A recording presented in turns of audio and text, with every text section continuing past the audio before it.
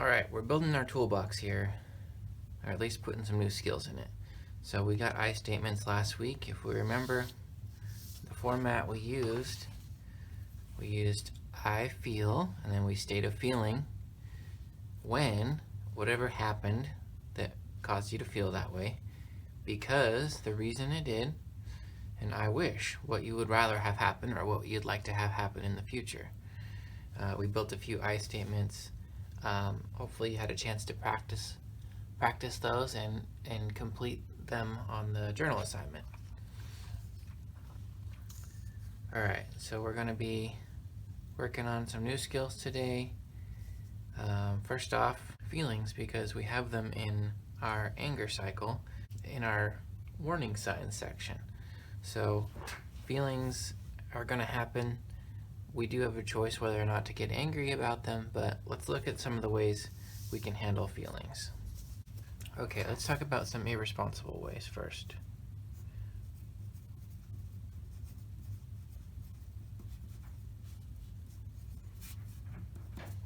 Okay, so one of the things we talked about was some of these things in our antisocial toolbox, like punching people. So you could hurt someone physically or emotionally, actually, too, when you have a feeling someone else.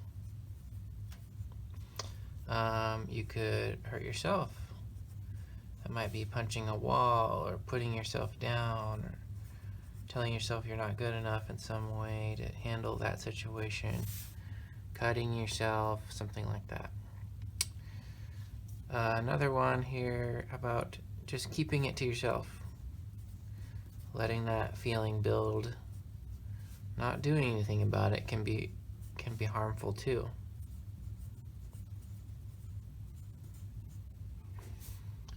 And then another one people use a lot is just to numb the feelings.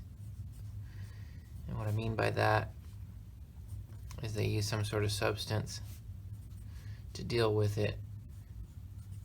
A lot of people use drugs or alcohol.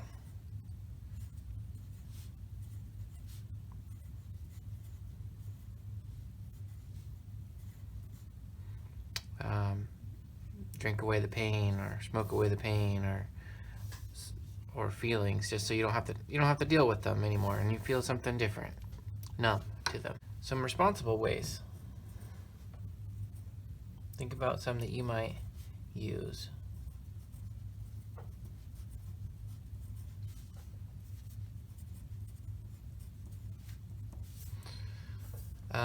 One good way is to talk about it with somebody. Talk about how you felt. Maybe you got a close friend or a counselor or a teacher, or maybe a parent or a favorite uncle or aunt that you can talk about something with.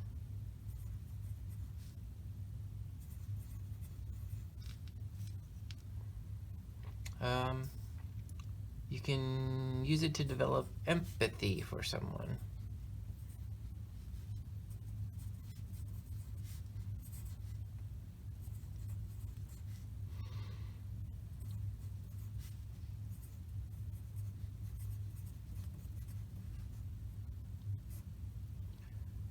That feels hurt. So you can use it like, hey, I remember when this happened to me, and I can now use that to help someone else get through something. Maybe that close friend that helps you, you can relate to something that happened to them. Another thing that I kind of think of with this is empathy, even for the person who's maybe causing you the problems, realizing that everybody's going through something and they may not mean what they said or did. Another pro-social thing you can do is to write about it. Maybe a journal, maybe a story about it. Sometimes just writing out how you felt about something is helpful. So let's go back to our toolbox here. We got our I statements. Those are great. Those will help us a lot. We're going to look at replacing some of these other antisocial thoughts or actions with some new skills. So what I'm going to add in here today with you is called taking space. We're going to put that in our toolbox, and we're going to use it to replace some of these antisocial actions. So it's different than running away. So running away is just leaving a situation that's uncomfortable with not any intention necessarily of coming back and trying to fix it. So we're going to take running away out of our toolbox, and we're going to move these out of the way for now too. So there's a couple of ways to take space. The first is by leaving, and then the second by staying. So if we're going to be doing this by leaving thing, it's because we don't feel like we have another option at this point. We're really needing the space, and if we don't take it, we're probably going to say or do something that we're going to regret later, and it's going to have a consequence that we don't like. So we're going to talk about this one first, and then we'll work towards the by staying one. I'll put this aside for now. So there is a process for taking space by leaving. Here's the steps for that. The first step is to tell, not ask, tell the person that you are taking space. The reason we tell them is because we need to take the space. So if we're doing this, it's because we need to do it. And then we're going to tell the person our first feeling. So we talked about feelings a lot in some of the last classes. If you are struggling to put a word to how you're feeling, take a look at some of the feelings we looked at before. Then we're going to tell the person when you will be back. And for a lot of us, we're going to tell the person like where we'll be while we're taking the space. So if we're talking to a teacher or a parent or some sort of person who's responsible for us, they have to know usually where we're at. So we're going to go ahead and tell them where we are.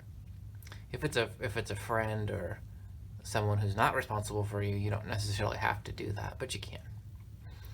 And then we're going to tell them what we're going to do when we return. So tell them what you will do when you return. So this is to let them know that we're not just leaving because we're upset and we don't want to talk to them anymore. It's because we're taking this space to cool off, and that we do care about what they have to say, but we are having a hard time handling it right now. If you tell someone, I'm not talking to you anymore, and then leave, then they're going to think you don't care about what they have to say, and they're going to be more upset with you, and maybe you'll have a consequence you don't like.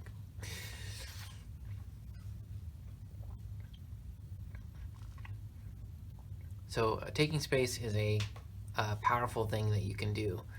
You might not realize it, but you have a lot of control over things that you don't think you do, and this is one of them. So this is a powerful control over yourself type thing that you can do, and you're going to use this power to make the choice to take space instead of doing something that will get you into more trouble or hurt someone or something like that.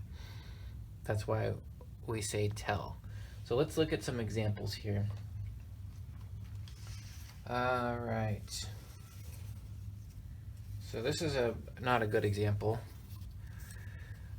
Telling someone, this conversation is over. I don't care about what you have to say. Obviously, that's telling the person they don't care about what they're telling them, and they're not interested in that conversation, and that's going to lead to some problems down the road. If you were to tell that to a parent or a teacher or a friend, that's going to cause some at least hurt feelings, if not consequences for you in some way. So we're going to try to avoid something like that. Maybe we've done this before, and we can remember how it ended. Here's another example. it's a little better, but there's an issue with this one. So we are trying to take space here, some space, and we're saying where in the hallway, so we got that component, and then we're saying for how long, so we got this component here. However, what we're doing is asking for it, and we're not asking for this because if you ask for it, the person could say no. Let's say, for example, my parent is telling me I forgot to take the trash out, and they're like, "You forgot to take the trash out, you're worthless, blah blah blah blah blah." And I say, "Can I take some space?" And they're like, "No, I'm not done talking to you." So if you ask for it, you're also leaving the door open for them to say no, and then that's not you controlling what you're doing, that's them telling you not to, and you've entered this power struggle basically. So that's why we're not asking, we're telling. We're doing it because we have to, we need to, in order to calm down. So instead of this, I can say, I'm going to take space. Another thing that this one doesn't have is a feeling. So we want to make sure there's a feeling in there somewhere.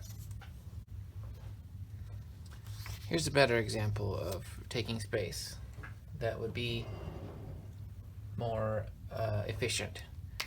Let's look at the different parts and see if we can make sure it hits all these different areas here.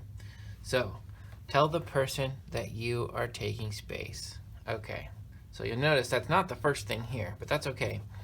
It doesn't have to be in this order, it just needs to have those components.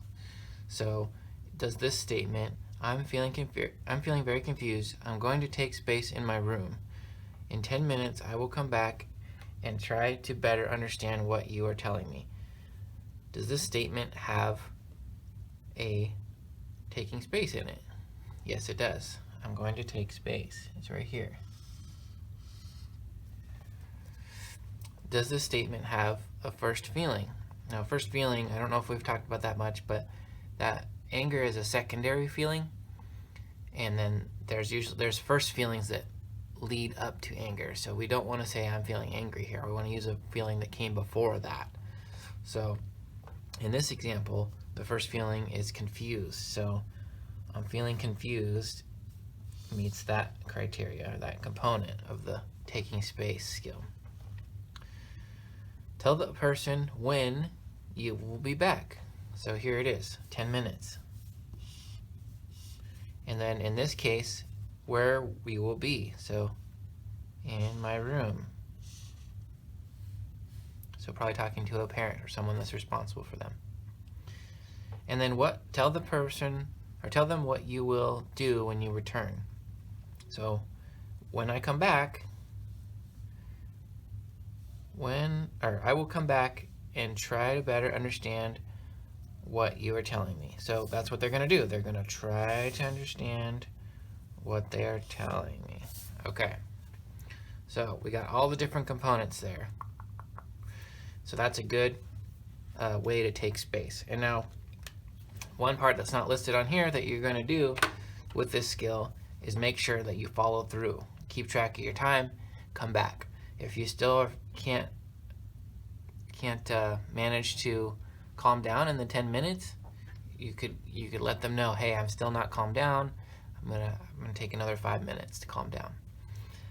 What you don't want to do is say, I'll talk to you in some unreasonable amount of time. So, for example, like, I'll talk to you in a week, if it's like your parent, because that's too long to put that off, and it's basically saying I don't care what you have to say. So you want to have this amount of time to be between 5 and 10, to maybe maximum of 15 minutes.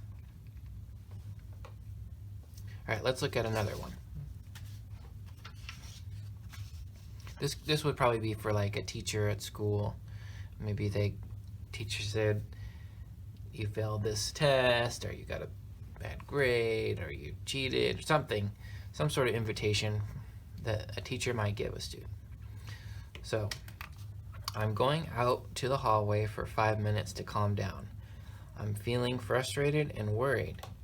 When I come back, I will listen to what you have to say without interrupting. So maybe they were starting to get in an argument, and that when you argue with a person who's responsible for you, it doesn't always end well. So you want to have a good conversation with them, and if you feel like you can't at the moment because you're getting frustrated and worried, this would be a great statement to use with that person. So let's make sure it has the components. Tell the person that you are taking space. I'm going out in the hallway. Okay, you're telling them that. You're not saying, can I go out in the hallway? You're saying, I'm going out in the hallway. It might seem a little weird to just tell your teacher what you're doing rather than ask, but the reason for this is because you don't believe you will make a good choice if you don't do this. Another option is you may have something set up with the teacher because they want you to ask first, and they've agreed to let you take space if you do ask. So that might be the only reason why you would ask, is because they have previously talked to you about taking space, and they have some sort of arrangement with you. But for the most part, you're going to be telling the person and not asking. Tell the person your first feelings. Okay, again, not in the same order as this, but it has the component. I'm feeling frustrated and worried. Maybe worried about a bad grade, or frustrated that they didn't get an assignment done on time. Tell the person when you will be back. Let's see, is it in here? Yes. 5 minutes. And then in this case, where you will be. Let's see. Oh, we did that in the hallway. They're combining some of these here, so that's fine, as long as the components are there. Tell them what you will do when you return. Let's see. When I come back, this is what they're going to do when they return. I will listen to what you have to say without interrupting. So they added this in here, which kind of helps the person they're talking to, maybe a teacher in this case, understand that it's not just because they don't want to listen to them that they're taking space. It's because they're having a hard time with talking to them without interrupting them in the current state that they're in. And the bonus for that teacher is that when they come back, they're going to not do this anymore. So that will help them understand that you're not just doing this because you're being a jerk. You're doing this because you need to do it, and it's gonna be an improvement for them too. Another interesting thing about taking space is that by you taking space, you're actually allowing the other person space to calm down too, because they might be agitated and not realize that they're not acting in a way that's helping either. So your space is their space. The other taking space that we can do, sometimes when we aren't able to take physical space, is taking space by staying. So for example, let's say this, you know that if you leave the class, you're going to get referral or detention or something like that. Maybe it's happened before and you realize, all right, I really need some space, but I know if I stay, I can keep my cool, but I need a skill to do that. So we're gonna try this a little different way without leaving. Another example of a place that's hard to take space. Let's say you're in a car, and the person in the car is sending you invitations, and you can't take space in the car because it's moving. If you get out, you're gonna fall, and that's not gonna be good for you either. So you need to stay in the car. Going down the freeway, you can't just get out. So you got to take space by staying there, even if you feel like you need to take space by leaving. So taking space by staying involves thinking about something while the other person is talking to you that will help you calm down. So let's say, for example, there's a situation. So let's say this kid's dad is saying, I ask one thing of you and you don't do it. You can't do one thing I ask you. I can't believe you don't do this thing. I always tell you to do it and you never do it. So what you'll notice about that statement is it's kind of repetitive. The thing in question has been said, although I don't specifically say what that thing is here, but they're saying that you don't do this thing, why don't you do this thing, over and over and over again. Again, it gets repetitive. So no new information is needed to this person. They're hearing what was said. They didn't take out the trash, let's say. So that's all they need to know.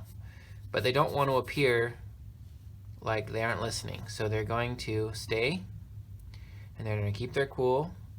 Maybe do some head nodding. Maybe say, okay, I hear you. But in their head, they're going to be thinking about something that's a little bit more relaxing. So for this example, they're thinking about riding their bike. You could also be thinking about a certain trick or a move that you do on your bike, or maybe you could think about your favorite food, or something that's going to take you out of the direction of anger. It's hard to be angry when you're thinking about something that you like to do, or maybe something that you like to eat, or maybe someplace you like to go. So you're gonna keep your cool by recognizing that the information that you got has been received, and it maybe is just this person venting now about something that you did that they don't like, and now you don't need to say anything back or argue. You can just kind of sit there and take space in your head. It's kind of like spacing out, I guess. Taking space by spacing out. You're not going anywhere, but you're thinking about something else. You're leaving your ears open though, because you might hear, they might change up what they're saying, and you want to make sure that you are still listening, but not quite paying as much attention as you normally would, because if you do, you're going to start getting more and more agitated. So this is a way you can take space by staying where you're at. Try to think of some other situations or some thoughts that you can have that will help you stay where you're at.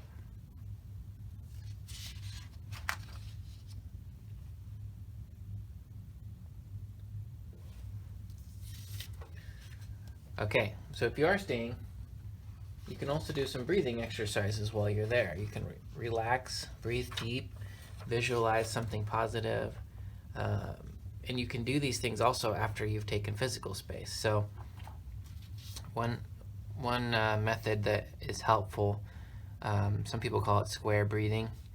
So you can kind of think of it as a square, box, rectangle of some sort.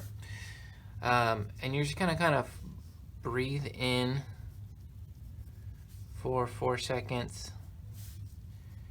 Breathe out for 4 to 6 seconds. If you can do it 6 seconds, that's probably better. And then you're gonna breathe in for 4 seconds, deep breath. Breathe out for 6 seconds.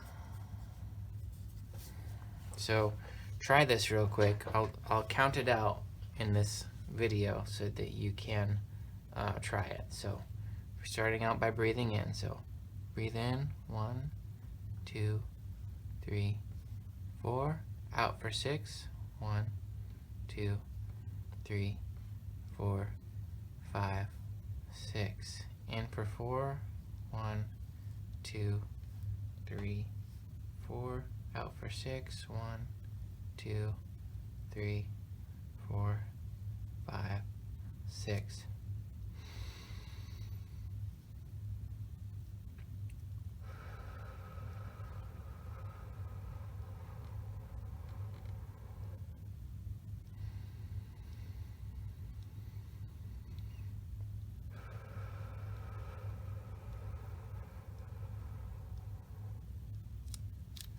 It helps you feel calm. And if you can do it without making any extra noise, you can do it while spacing out. And it won't make the person think that you're getting agitated. And you can do it with all the noise you want when you're taking space by leaving. You're going to calm down, think of something pleasant that you like to do. Or think about maybe something you're good at. Think about something that that makes you feel good. If you're a good artist, maybe you could think about a drawing that you did really well. If you like skateboarding, think about doing a trick that you've been working on